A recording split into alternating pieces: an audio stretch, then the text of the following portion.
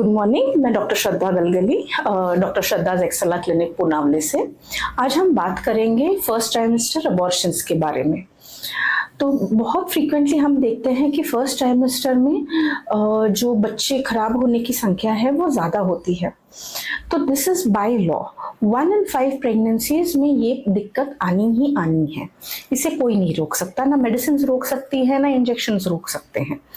तो आज हम जानेंगे कि कौन सी ऐसी चीज़ें हैं जो रोकी जा सकती है और कौन सी ऐसी चीज़ अबॉर्शंस है जो नहीं रोके जा सकते हैं। तो सबसे पहले हम देखेंगे कि कारण क्या क्या हो सकते हैं फर्स्ट ट्राइमेस्टर में मिसकैरेज के। तो सबसे इम्पोर्टेंट और सबसे कॉमन होता है क्रोमोसोमल अबनॉर्मलिटीज। जैसे मेल स्पर्म से हाफ क्रोमोसोम्स आते हैं, फीमेल एग से हाफ क्रोमोसोम्स आते हैं। ये जब क्रॉसओवर होते हैं तो ये क्रॉसओवर होते टाइम कभी कभी गलतियां हो जाती है क्रॉसओवर में, और इसकी वजह से बेबी में क्रोमोसोमल या फिर जेनेटिक अबनॉर्मलिटीज आ जा सकती है। तो ये बेबीज अगर ग्रॉसली जेनेटिकल अबनॉर्मल है तो ये कंटिन्यू नहीं होते हैं और मिसकैरेजेस हो जाते हैं। अगर इसमें से माइनर अबनॉर्मलिटीज में हो जाते हैं तो आगे चल के इन बेबीज में अबनॉर्मलिटीज देखी जा सकती है। तो क्या इन चीज़ों को रोका जा सकता है?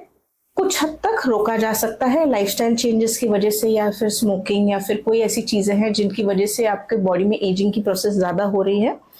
तो इस वजह से ये क्रोमोसोमल अबनॉर्मलिटीज देखी जा सकती है। बट मोस्ट कॉमनली ये रैंडम होते हैं, ये वंस इन अ वाइल होते हैं और इनको रोकना मुश्किल होता है।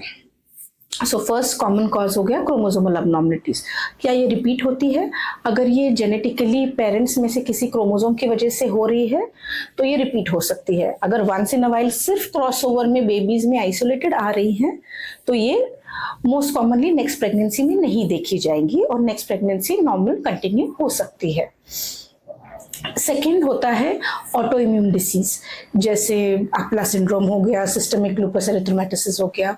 सो इन केसेस में क्या होता है कि जो बॉडी की इम्यूनिटी है वो बॉडी में जो बेबी पल रहा है उसी पे काम कर लेती है।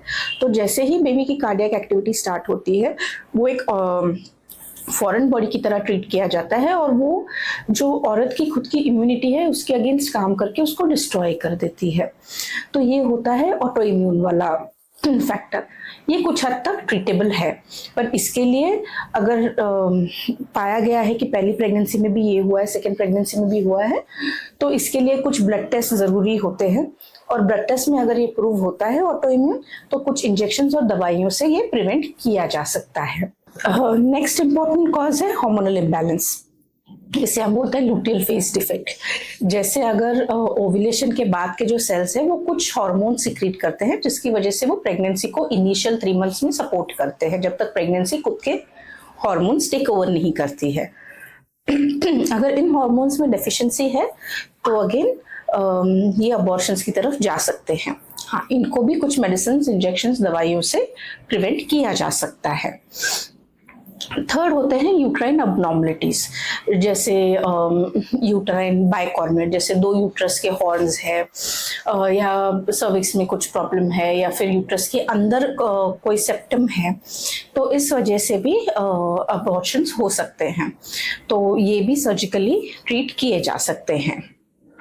Third, lifestyle factors. अगर बहुत स्मोकिंग की हिस्ट्री है या फिर अनहेल्दी बहुत लाइफस्टाइल है जिसमें बॉडी का रिएक्टिविटी या फिर इन्फ्लेमेटरी रिस्पॉन्स बहुत ज़्यादा है, तो इनमें भी थोड़ी बहुत मात्रा में अबॉर्शंस पाए जा सकते हैं, which can be again treated with lifestyle improvement and rather medicine also.